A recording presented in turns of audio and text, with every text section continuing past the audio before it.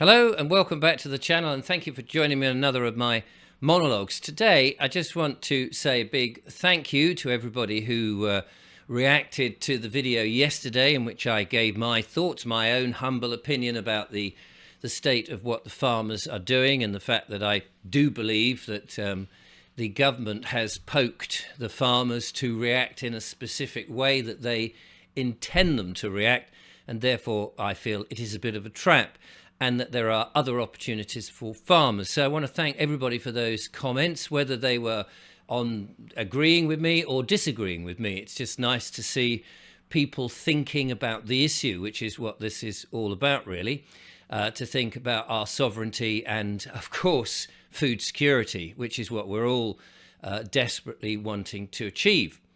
I also want to thank those people who've donated to the channel to keep me going. That's very kind of you, and I really do appreciate that.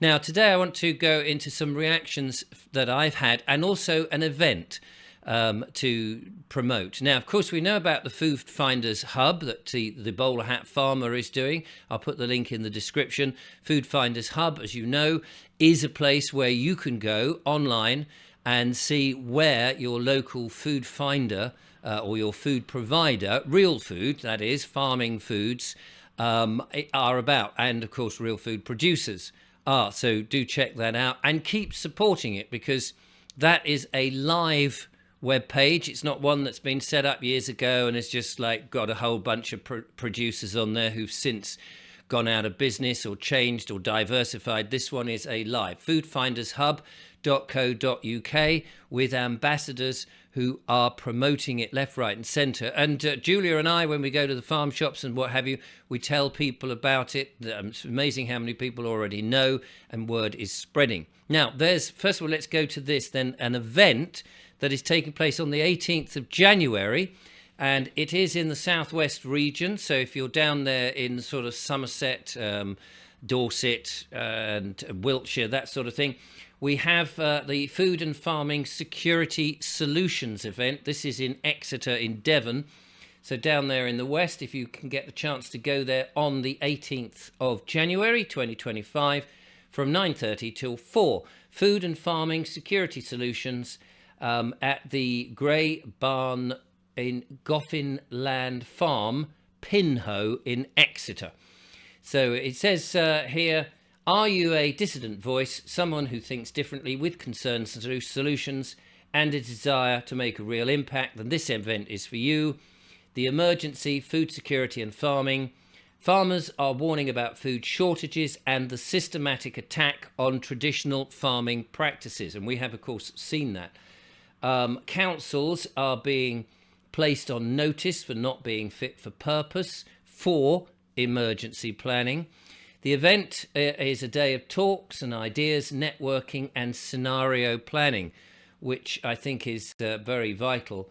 A day leading to beneficial, tangible impact from a pure regional community. The event is being organised and by our community, 3 locals for our community.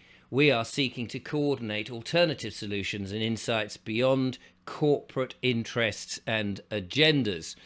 So that's the event that's happening on the 18th. If you're in that area, you may be interested to contribute or just to listen to such thing. I think this sort of thing should be going on around the country. Food, of course, is absolutely the number one issue that we should be talking about.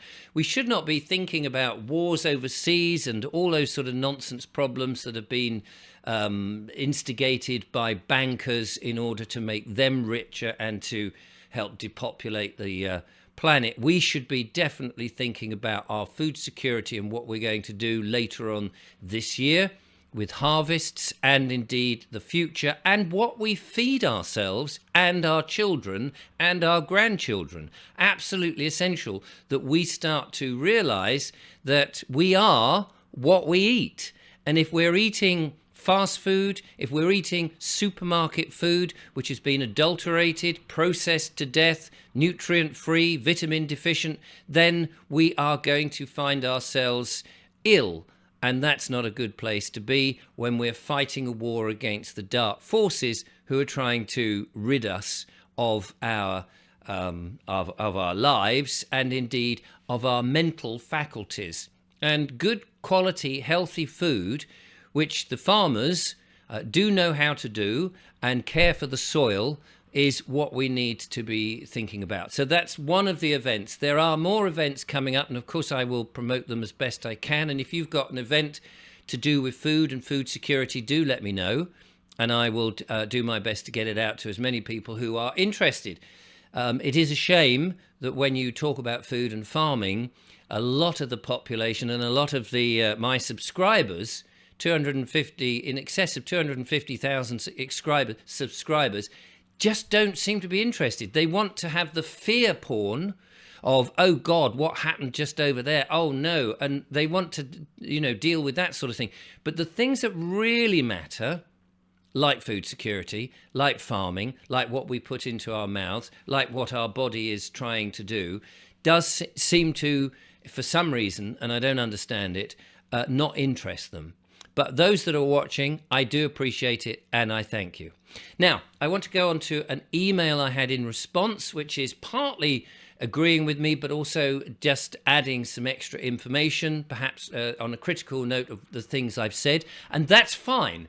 That's fine. People can rubbish what I say as much as they want. It's great if they come back with, I suppose some form of critique that's positive and adds more information to it, so we all understand as best we can what is going on. This is from Liz Phillips, who is organising the Great Resist in Thetford on the 22nd, I think it is, of February.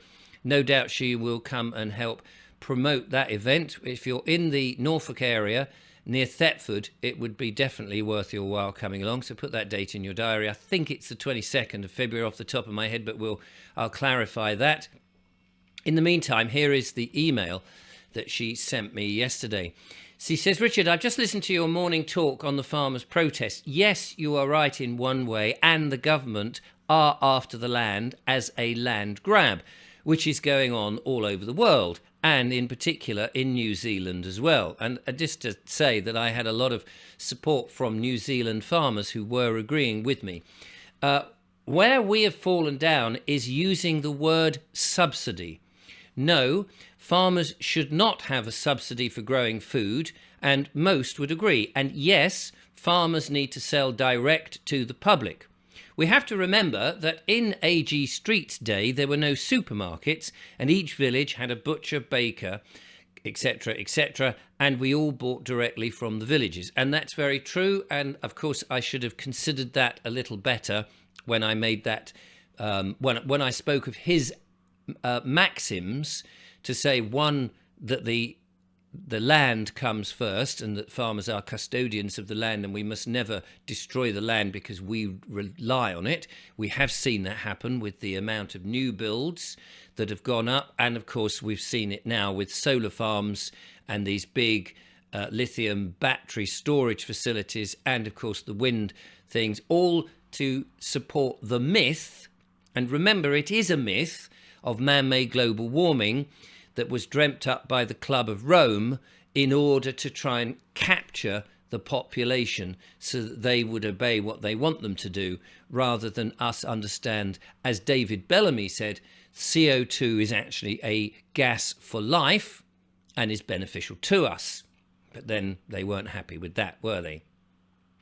Where this falls down, Liz goes on, and is where the government used to come in before we entered the common market, the EEC and now the EU, was that where crops failed, for whatever reason, farmers were paid. This was not a subsidy, but proving their crop failures were that they got paid for. This form of recompense has been usurped by the word subsidy, which it wasn't. It was more like the word compensation. You only have to look at the weather conditions that we have now, where farmers cannot get on their land to harvest their crops, e.g. carrots, potatoes, etc. The crops then fail and the farm has no income.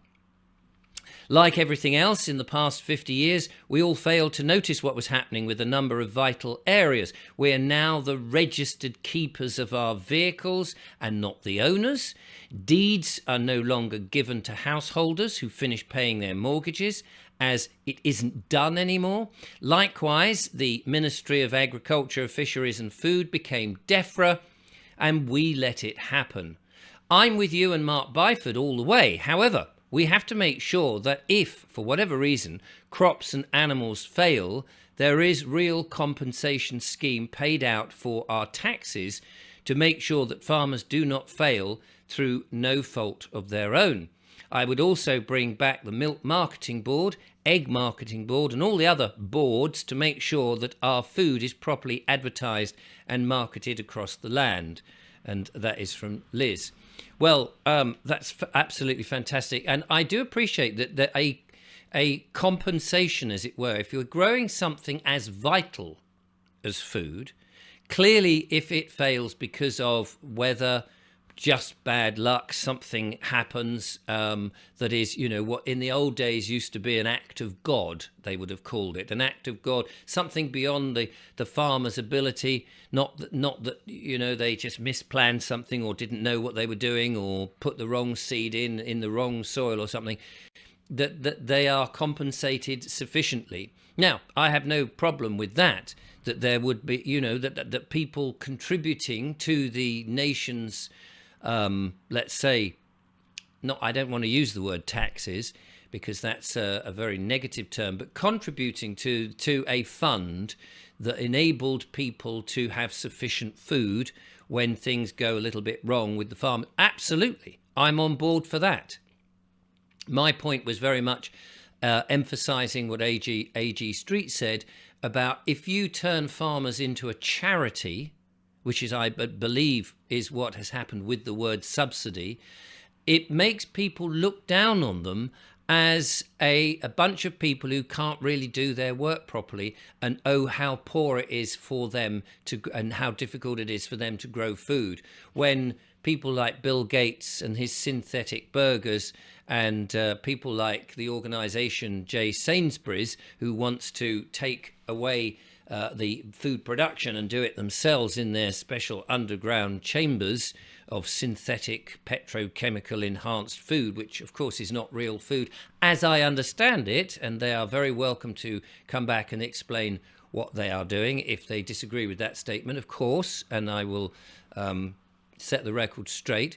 But that's how I understand it. They want to move away from real, genuine, 100% food and meat and dairy and all the things that we actually enjoy and are beneficial to us. So, that's really, if you make the farmers the poor men of any industry, people will look down at it. We have artificially, not we, not you and I, but the corporates have artificially made food appear cheaper than it is. And if you think back, food was a very large part of the weekly spend. We now almost, as a populace, have fallen into this lie that actually the production of food is so cheap that it's something we don't even have to think about. And that is a wrong approach. Real food is essential to keep us fit and healthy. Farmers who grow real food are doing such laudable work, and they should be praised for it. They work so long hours. And that's why I feel so desperate for farmers to be able to keep their farms, remain custodians of the land, protect the soil, and grow and be in direct communication with the public as they once used to do, and regain the respect of what they're growing and what they're providing for us, because they are super people. They are super people and the ones that will keep us alive. I have no criticism with farmers per se. I just worry that the farmers are being pushed with their protests and rallies into an area that the government want them to do, because they can control the outcome. And farmers just don't want to deal with any of that rubbish. They just want to get on and do what they do best. Like most of us, the government interference in our lives is so extreme that we do, and all counts, need to push back and say, at the end of the day, you, government, are our servants and ought to be doing as we tell you what to do, not acting in some dictatorial or tyrannical fashion as if you are wanting to put communism into this country and dictate to us what to do. That's my stance. And I believe that we can be free if we unite and act together in accordance with humane, moral, ethical ways of doing things. Thank you for watching.